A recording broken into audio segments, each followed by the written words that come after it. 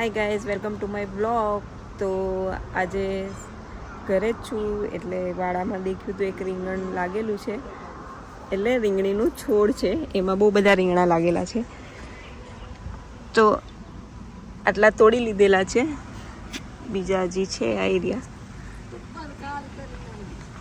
તો રીંગણ આપણે તોડવાના છે.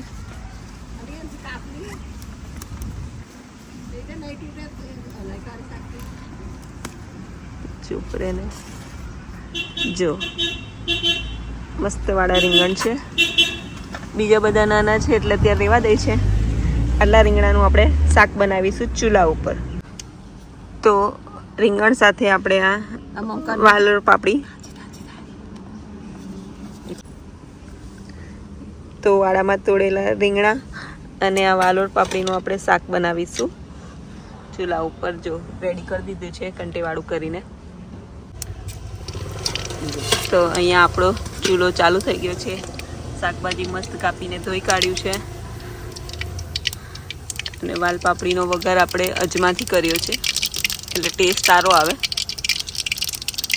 બળી જશે એમ નહીં બરેલી. આ આપણે નાખ્યું લસણ વાટીને,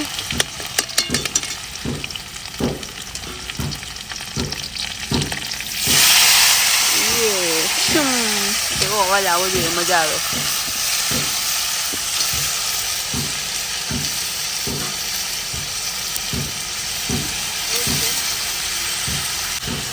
તો આપણા રીંગણ અહીંયા ઓર્ગેનિક છે, અને વાલ પાપડી પણ વાડાની, કોઈ પણ દવા વગરની.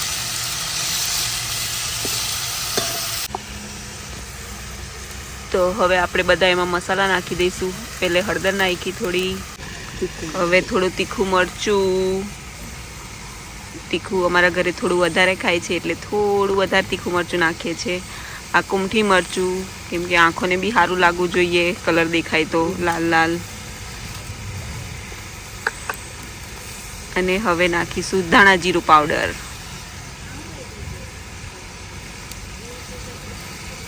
અને આ છેલ્લે ગરમ મસાલો. જો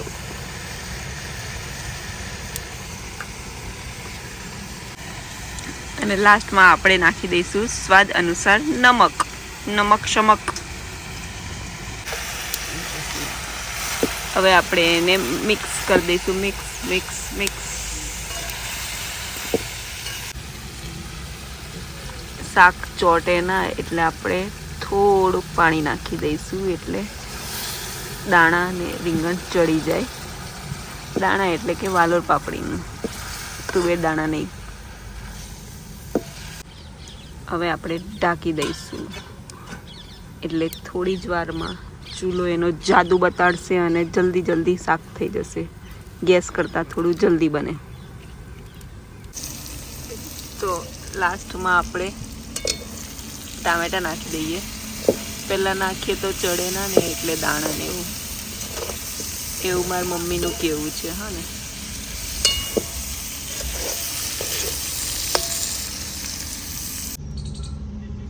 તો અહીંયા આપણું શાક રેડી થઈ ગયું છે. હવે આપણે બનાવીશું ચૂલા પર રોટલી. તો શાક બની ગયું છે, હવે આપણે બનાવીશું રોટલી. લોટ બંધાઈ ગયો છે, મમ્મી વણે છે અને મેં શેકી. અહીંયા મોઢા ઉપર તાપ આવે છે. જો તો કશું વિના ને કે આ રોટલી વણે છે, કુહારી નહીં વણતી.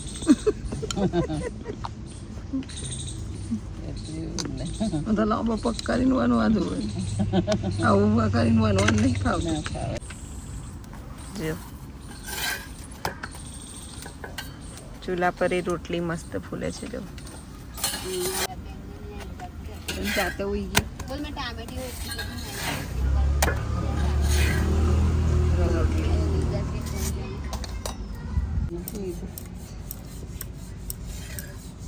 અહીંયા તો વાતો કરીશ તો ખબર પડી જશે. આજે રજા છે એટલે આ બેનને મન થયું કે ચાલો રોટલી શેકીએ. એટલે ગેસ પર તો ફટાફટ બનાવી દે આ બેન પાછા રોટલીઓ.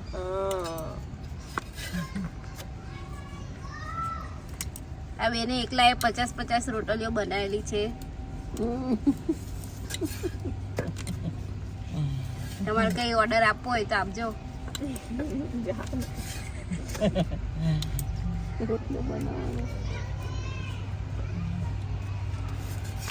આ સુપરવાઇઝર છે દેખો.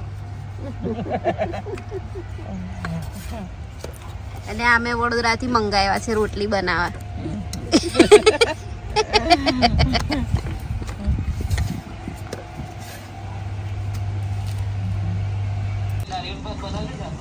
તો અહીંયા આપણું શાક રોટલી થઈ ગયું છે.